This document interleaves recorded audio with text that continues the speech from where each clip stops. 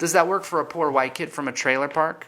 Can he go, yeah, I'm from a disadvantaged group. It's called the white trailer park. No, no one would care because they'd go, well, that doesn't really fit our agenda. Our agenda is we need more black people in this college. So you start to go, that doesn't make any sense because it's like no one ever gave that person white privilege. No one ever gave that kid who's, smoking crack with his dad, on the porch with his, messed up hound dog. I don't know. It's like using a lot of stereotypes right now. But, no one ever gave them anything. They're just like, they've been generational poverty, and I'm not asking anyone to give those people. What I am saying is let's work on poverty. Let's look at why poverty happens. A lot of it is because of family issues and not having two parents. And of course, that's not always going to work. You're not always going to have two parents. And to the extent that happens, how can we mitigate that problem, right? How can we mitigate when there isn't a two-family home, Darnell, that we say, okay, how can we get that child what they need so that they have a mentor, so they have people in their lives? And not just talk. People talk. But actually do the work, as they say, so that we can lift people out of their problems. And I think if just, as a white person, again, it's kind of not fair for me to put myself on you, but or culturally or whatever, I'm not black, but I can't imagine how I would be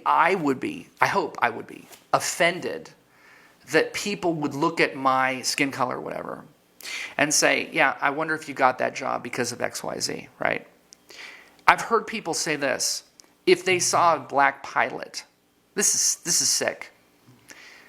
Should I get on the plane? They're not saying that, Darnell, because they think that black pilot isn't good at his job per se. It's because of the system. They don't know if the system is getting that guy that job. They're essentially being pushed into a racial construct of, well, maybe that person isn't deserving. And then white people saying this. I feel terrible even thinking that. These aren't racists. These are people who just don't want to die on a flight. So I'm saying if we could get this society to look, ultimately isn't this all about Martin Luther King Jr., right?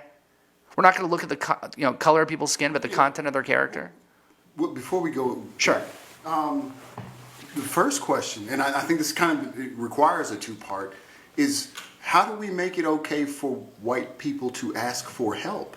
If you are seeing this drug use, if you are seeing this suicidal tendencies, if you are seeing this lack of striving for college, and there is a true problem with white men, there should be a societal effort to support that.